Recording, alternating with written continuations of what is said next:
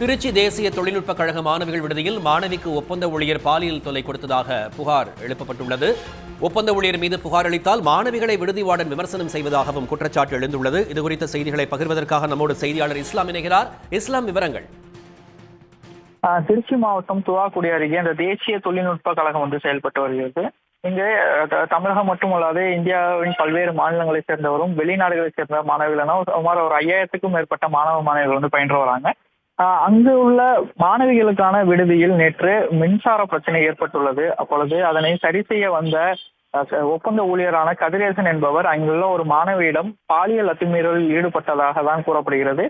இது குறித்து அந்த மாணவி விடுதி நிர்வாகத்திடமும் புகார் அளித்துள்ளார். தொடர்ந்து திருவரம்பூர் அனைத்து மகளிர் காவல் நிலையத்திலும் அவர் புகார் அளித்துள்ளார். அந்த புகாரை தொடர்ந்து அந்த கதிரேசன் கைது செய்யப்பட்டார்.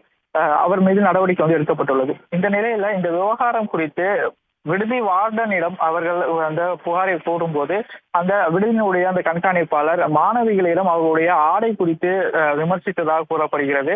இதனால் ஆத்திரமடைந்த மாணவ மாணவிகள் நேற்று நள்ளிரவு முதல் போராட்டத்தில் ஈடுபட்டாங்க. கல்லூரி வளாகத்திலேயே அமர்ந்து அவர்கள் இரவு முழுவதும் போராட்டத்தில் ஈடுபட்டாங்க. இந்த இன்று அதிகாலை அவர்கள் தற்காலிகமாக போராட்டத்தை கைவிட்டு சென்ற நிலையில் தற்போது மீண்டும் போராட்டம் தொடங்கி நடைபெற்று இருக்கு.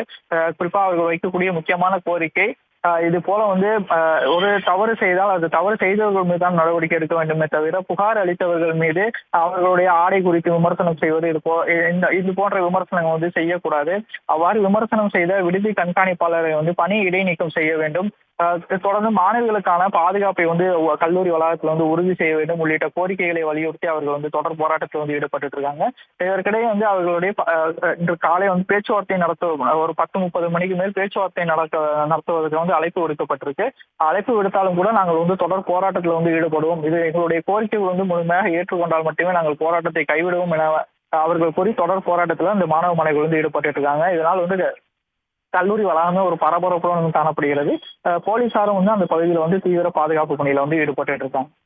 உடனுக்குடன் செய்திகளை தெரிந்து கொள்ள சன் நியூஸ் பெல் ஐகானை கிளிக் பண்ணுங்க.